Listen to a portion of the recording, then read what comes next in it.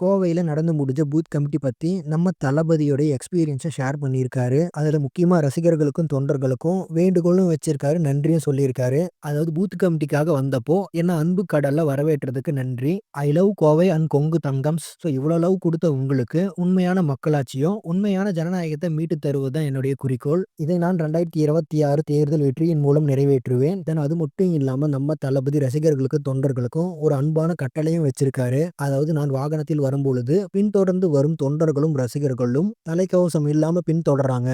வண்டி மேல ஏறுறதும், குதிக்கிறதெல்லாம் பார்க்கும்போது கவலையா இருக்கு. ஆனா இதெல்லாம் என் மேல இருக்க அன்புனால தான் பண்றீங்கன்னு எனக்கு தெரியும். அதுக்கு நான் தலை வணங்குறேன். பட் எனக்கு உங்களுடைய சேஃப்டி தான் எனக்கு முக்கியம். இந்த அன்பு கிடைக்கிறதுக்கு நான் என்ன தவம் பண்ணேன்னு தெரியல. பட் என்னதான் இருந்தாலும் எனக்கு உங்களுடைய சேஃப்டி தான் முக்கியம். இனி வரும் காலங்கள்ல இது மாதிரி நடக்காத மாதிரி பார்த்துக்கங்க.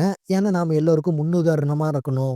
கையெடுத்து வேண்டிக்கிறேன். இது மாதிரி பண்ணாதீங்க. உங்களுடைய அன்பு எனக்கு புரியுது. பட் பண்ணாதீங்க அப்படிங்கிற மாதிரி சொல்லியிருக்காரு நம்ம தளபதி.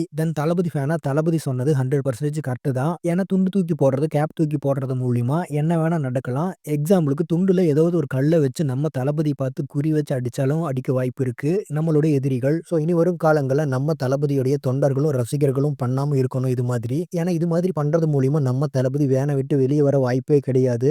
பண்ணாம இருக்கிற பட்சத்துல நம்ம தளபதி வேனை விட்டு வெளியே வந்து நம்ம தளபதியை மீட் பண்ணலாம், பார்க்கலாம். வெயிட் பண்ணி பார்ப்போம்.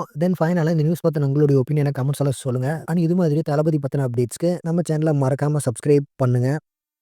Thank you friends.